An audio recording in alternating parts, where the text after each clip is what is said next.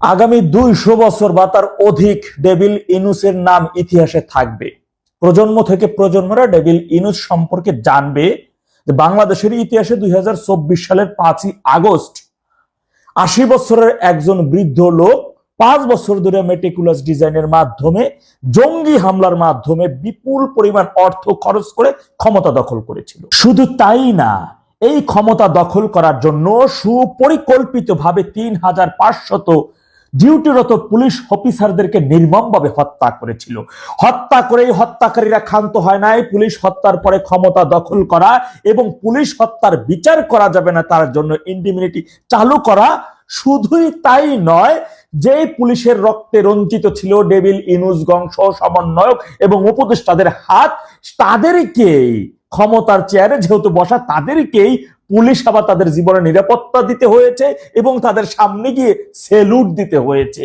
এর চাইতে নরকীয় আর এর চাইতে জঘন্য ইতিহাস বাংলার ইতিহাসে কখনো ঘটছে? এমন ঘটনা, এর চাইতে জঘন্য ঘটনা কেউ কখনো দেখাতে পারবেন যে এমন এর চাইতে জঘন্য ঘটনা ইতিহাসে কখনো হয়েছে? এই 24-এর 5 আগস্ট থেকে এখন পর্যন্ত রানে, যেহেতু এখন কিন্তু পুলিশের বিচার বন্ধ হচ্ছে না মামলা। যিনি বাংলাদেশের ইতিহাসে সবচাইতে নিকৃষ্ট এবং সবচাইতে জঘন্যতম একজন ব্যক্তি, হয়তোবা তখন আমরা থাকবো না, আমাদের প্রজন্ম থেকে প্রজন্মর আল্লাহ দিলে তারা থাকবে, এই ভিডিওটা দেখবে। আজকে থেকে 280 বছর আগে পলাশী যুদ্ধে বাংলার সর্বশেষ নবাব সিরাজউদ্দৌলা মারা যান তার প্রধান সেনাপতি মীর জাফরের চক্রান্তে বা ষড়যন্ত্রে। আমরা এখন পর্যন্ত সেই ইতিহাস, আর এই ইতিহাস আগামী শত শত হাজার হাজার বছর ধরে থাকবে। ঠিক তদ্রুপ ভাবে ডেভিল ইনুসের নামটা ইতিহাসে সেভাবেই লিপিবদ্ধ থাকবে, সেভাবেই পড়বে তারা। আজকে থেকে আগামী 10 বছর এবং 20 বছর পরেও যে সমস্ত মানুষ জন্ম নিবে, জন্ম নেওয়ার পরে বড় হবে, এবার ভোটাধিকার প্রয়োগ করবে, সেই মানুষের ভোটও ইতিমধ্যে হয়ে গেছে। সেই মানুষের ভোটও ডেভিল ইনুস গত 12 তারিখের প্রহসনের নির্বাচনে তাদের ভোটও আগাম ভোট ডেভিল ইনুস নিয়ে এনেছে। এর আগে রাজশাহী 4 আসনে আমি আপনাদেরকে বলেছিলাম বা আমরা জানি যে 3,34,000 ভোটার সংখ্যা, সেখানে কিন্তু সেই আসনে মোট ভোট দিয়েছে 7,88,000 ভোটার। অর্থাৎ ওই আসনে আগামী 10 বছর বা 20 বছরে যত মানুষ জন্ম নেবে, ভোটাধিকার প্রয়োগ করবে, তাদের ভোট আগামী হালায় নিয়ে নিছে এই হারামজাদায়। শুধু তাই না, সম্প্রতি দেখলাম যে নওগাঁয় এক আজব কাণ্ড। মোট ভোটারের চেয়ে 837 ভোট বেশি দিছে, মানে একটা ভোট কেন্দ্রে আগামী 2, 4, 5, 10 বছর এখানে যে 837 জন মানুষ যে জন্ম নেবে নতুন করে বা তারা ভোটাধিকার প্রয়োগ করে, তাদের ভোট আগে হয়ে গেছে। ডেভিল ইনুস ভোট আগাম নিয়ে এনেছে। বুঝলেন? আগে একটু পড়ি। একটি ভোট কেন্দ্রের মোট ভোটার 2,578 জন, অথচ দিন শেষে ব্যালট বাক্সে ভোট মিলল 3,414টি। অর্থাৎ মোট ভোটারের চেয়ে 837টি ভোট বেশি।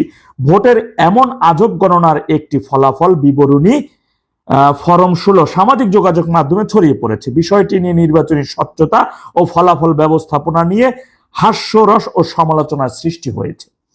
ঘটনাটি নওগাঁ 1 নির্বাচনী এলাকার 45 নম্বর কেন্দ্র নূরপুর সরকারি প্রাথমিক বিদ্যালয়।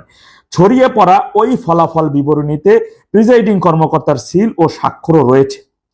ভুতুরে ভোটের হিসাব। সামাজিক ও যোগাযোগ মাধ্যমে ভাইরাল হওয়া এই ফলাফল শীট বিশ্লেষণ করে গুরুতর অসঙ্গতি দেখা গেছে।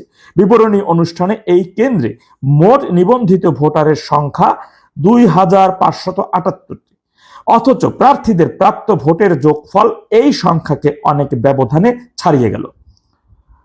ফলাফলে দেখা যায় দাঁড়িপাল্লা প্রতীকে মোসা মাহবুবা আলম পেয়েছেন 1,223 ভোট এবং ধানের শীষ প্রতীকে মোহাম্মদ মোস্তাফিজুর রহমান পেয়েছেন 1,971 ভোট। শুধুমাত্র এই দুই প্রার্থীর প্রাপ্ত ভোটের যোগফলে দাঁড়ায় 3,194 জন, যা ওই কেন্দ্রের মোট ভোটারের চেয়ে 616টি বেশি।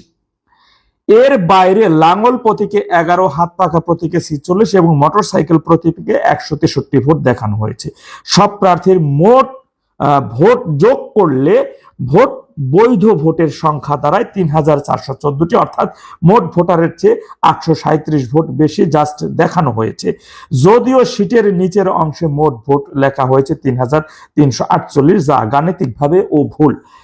একটি কেন্দ্রে মোট ভোটারের চেয়ে প্রায় 1,000 ভোট বেশি কিভাবে দেখানো হলো তা নিয়ে জনমনে প্রশ্ন উঠেছে। দেখেন আপনারা যা ভালো মনে করেন।